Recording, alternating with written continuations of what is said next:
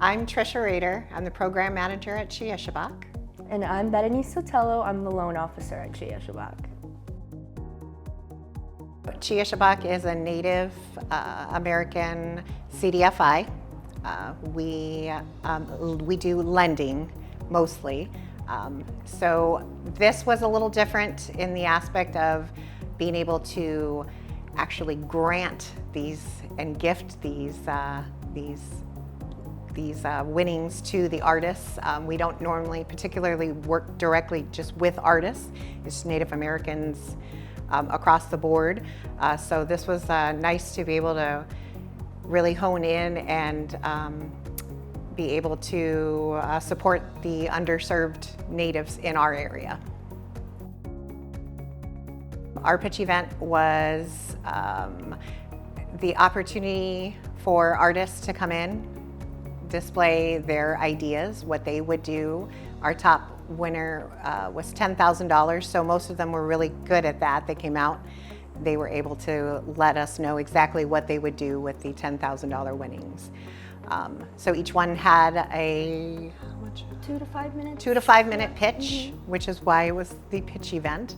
And they were able to use any type of media that they wished. They brought actual arts in themselves. We were able to pass them around, see the art. We were able to see visuals of the art.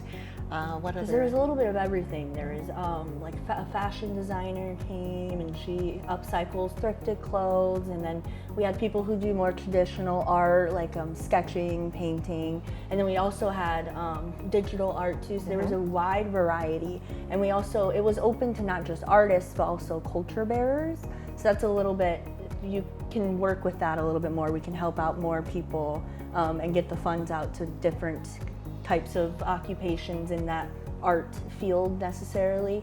And with the focus with Native Americans and providing the funds to that community, we kind of got an opportunity to help out even a more underserved population. Because artists, when it comes to starting a business, it can be hard because you think of a business and you think of a product you have to sell. Instead of with culture bearers, you can kind of tweak that a little bit, and it's more of you are the business. It's you, and you create the business. You create the customers. You create, the products. Obviously, you create all of it. So they kind of got an opportunity to explain their art, their background, and also what they would be able to do with a gift of either $10,000, or I think the lowest prize we gave out was $1,000 that night. We dispersed over, $35,000 of the grant funds to just artists, and I think over half of the people who signed up got to go home with something or a prize, and then everyone who got to participate got an additional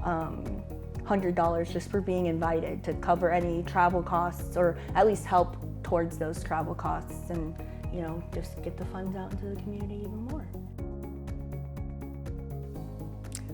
It was a great experience working with the ladies at First Peoples Fund. Their sole mission is to empower artists. Yes.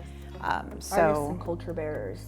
Their focus is that community specifically. First Peoples Fund came in and kind of just gave us a breath of fresh air and just gave us all the support we could have asked for. They gave us all of the resources. I mean, the pitch guideline and everything, those were provided by other resources as well that we partnered with in the community and everything. Absolutely. So it was really a group effort, and First Peoples Fund was amazing to come in and to provide this grant and give us all this free reign. The only parameters were the timeline, and it has to benefit Native artists, Native culture bearers. Absolutely. And so it was just amazing to work with them on this. So worth it. It really was. It was a fun opportunity. There was smiles, and we were just so happy to put it on, especially because all the stress of getting everything put together and then waiting to watch it come together, and the things that go wrong every time you put any type of event together. And then at the end, I finally realized, oh, we did it. We got these funds out, we did it, and it just felt so great. And we had a lot of really, really good feedback. And even that night, we had multiple artists say, so what's the date for next year's?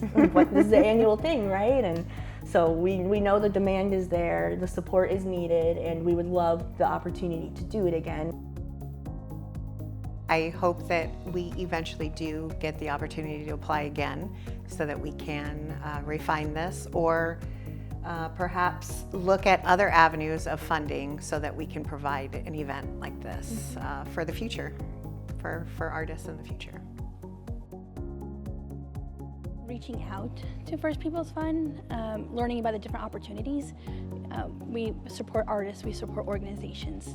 There's a niche that they can find that we can support them in some way, whether they're a practicing artist or an organization supporting practicing artists is a way that we can. And there's so much support out there in which we can help them.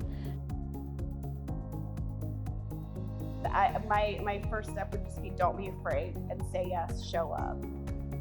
And thinking specifically of an event like this, like 5-minute business pitch to potentially take home a lot of money. I mean, these are the moments that say yes, even when you're scared.